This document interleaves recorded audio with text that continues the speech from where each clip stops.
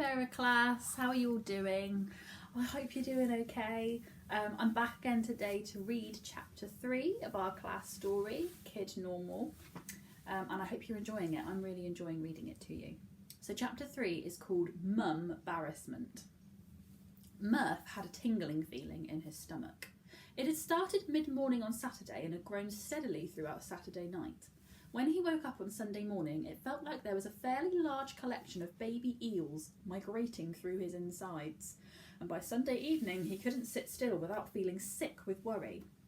So he paced up and down in the new house's tiny garden. His brother had been no help at all. When they had relayed the weird secret school conversation to him, he'd found it hilarious. "Ooh, do you have to get on a magical steam train at a hidden platform?" he'd hooted as he ran up the stairs after Murph, who was trying to escape to his room. "Will he have to go to a special shop to choose a wand?" "Shut up," hissed Murph between gritted teeth, closing the door on Andy's foot and trying to keep it shut with his shoulder. A muffled cry of "Hope you're not hiding an owl in there" could be heard as Murph finally managed to lock his door and collapsed onto his bed.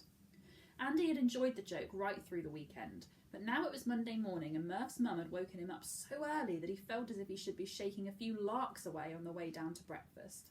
Andy was old enough to get the bus to college on his own, so he was still lolling in bed listening to the radio. Murph's sleepy stomach was in no mood for toast and his sleepy hair was in no mood to be brushed, but nevertheless, by the time most of us are just thinking of doing a really nice morning wee, Murph was already being hustled towards the car. You see, Murph was one of those kids who have to get dropped off ridiculously early. His mum's shift at the hospital started at 9 o'clock, a long drive away across town. It had always been the same. For years now, his weekdays had started with hanging around school alone like a knowledge-hungry spectre. Actually, Murph had come to quite enjoy seeing the inner workings of it all before the kids came and broke the silence. He liked watching the milk get delivered, he enjoyed chatting to the cleaners, he liked seeing his teachers arrive in various states of readiness for school. It was like being backstage at a theatre before the curtain went up, the only difference being that once the play finally got going, there was no one to sell ice creams during the interval, or break, as they insisted on calling it. Murph would have loved an ice cream at 11 o'clock break, but we're getting distracted. "Go on then," Murph's mum encouraged him as she pulled up outside the school. She leaned over and opened his door. "Be brave." Murph gave her a resigned look, swung his bag over his shoulder and jumped out the car. As his mum drove off round the corner, she beeped the car horn. This is classic mum embarrassment, or to use the technical term, mum-barrassment. Other acts of mum-barrassment include kissing you goodbye in front of your friends, calling you by your baby nickname in front of your friends. Murph's was Honey Hugs. When his mum had used it in public 2 schools ago, he'd actually been glad he was about to move house again. Telling you to stop showing off in front of your friends, asking if you have a girlfriend or boyfriend in front of your friends, asking if you have a girlfriend-boyfriend in front of the girl or boy you want to be your girlfriend or boyfriend, singing loudly in public, cleaning your face by licking a finger, asking if you have a handkerchief as if you're some sort of Victorian waif. After what seemed to be the world's longest beep, Murph threw his mum a half-smile, half-please stop beeping face, waved meekly and hefted his bag onto his shoulder to begin what was to become the single most bizarre day of his life so far. The school gates were open, but there didn't seem to be anyone around.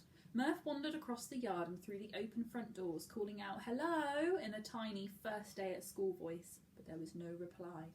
Just inside, Murph found a scratched wooden desk with an ancient-looking computer on top. He decided to settle down in the uncomfortable plastic chair behind the desk to wait for whatever happened next. At Murph's last school, there had always been plenty of activity as the first bell loomed closer. Parents chatting, kids rushing round, cars double parking or getting chased off the zigzags by the unusually fierce lollipop man. But here everything seemed to be much quieter. He watched kids walking calmly across to the gates and spotted a dad dropping his daughter off in a very sleek black car. 2 much older boys sauntered past him and he thought they must have smuggled a firework in, because there was a loud bang just as they rounded the corner. "Nice cape, Howard," he heard one of them say, and they both laughed. Neither of them was wearing a cape, but that still didn't make it funny as far as Murph was concerned. The only thing that seemed different for a while was that everyone seemed to be heading into school rather quickly and quietly. It was all very organised, even without a lollipop operative, or lollipoperative, to keep things in order. But as the start of the school day drew nearer, things did begin to cross the line into weird. In fact, they leaped way over the line and came close to "what the cheese and pickle salad is going on here?" While he waited for someone to come and tell him what to do, Murph gazed out of the window. It was a grey, rainy day, but suddenly a bright yellow figure underneath an umbrella appeared out of the low-hanging clouds and drifted rapidly down and out of sight behind one of the school buildings. Murph couldn't believe his eyes. Was he tired? Was he hallucinating? Was he going mad? Maybe it was a giant canary, he thought. He quickly rationalised this idea away, remembering that giant canaries aren't a thing, but wishing briefly that they were, and then tried to work out what had just happened. He had to find out what this lemon-coloured thing was. He got up from his desk and dashed out, following the trajectory of the giant canary, or the thing that couldn't possibly be a giant canary, not least because of the umbrella. He turned to the left, traced the direction of the figure in the sky, and raced towards the playing fields. Next to a side door marked cloakroom, he saw a yellow figure flicking water off its arms and doing that open shutty thing that has no name, which you use to make umbrellas dry. In fact, let's give that thing a name right now, from a short list of 3: flofting, blatting and flumping. We have selected the word flumping and we hope you like it. The figure was flumping an umbrella vigorously. Murph approached at speed as the figure slipped into the cloakroom. Just as the door was closing, he twisted his body to try and slip inside unnoticed. But instead he skidded on the wet floor, careered inside like an ice-skating rhino, and collided with a wall of damp yellow. As he scrambled to his feet, he was relieved, mostly, to find that the figure he'd seen flumping the yellow umbrella wasn't a giant canary, but a very normal-looking, bespeckled girl. Sorry, hello, did you fly? Sorry, canary boots, massive bird, it's raining. Murph was panicking. He wasn't great with girls at the best of times, especially when they had quite literally just floated into his life.